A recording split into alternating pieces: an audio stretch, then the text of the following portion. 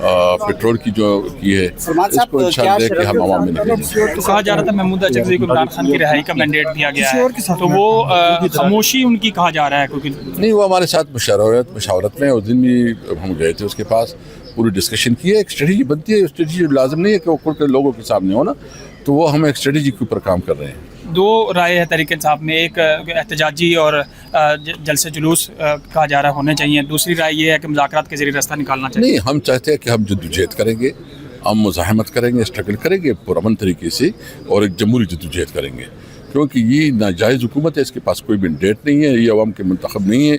इन्होंने जितनी भी कानून साजी की है, इंशाअल्लाह तहरीक इंसाफ की हुकूमत आएगी तो सारी कानून साजी को हम पारित करेंगे। लोग इंतजार करते हैं इमरान खान अडयाला जेल से बाहर आए, उनको प्रिम्स अस्पताल 3-4 बार लाया गया है, अडयाला जेल देखो, से बाहर आए। ये एक फाशिस्ट हुकूमत है, एक फाशिस्ट हुकूमत इस तरह कर सकती है जब वो न कानून की मानती है, न रूल्स की मानती है, न ज़ाबिता मानते हैं, तो इसका मतलब है कि वो इस वक्त जो है ना अपनी अखलाकी पस्ती की तरफ वो किरदार अदा करे।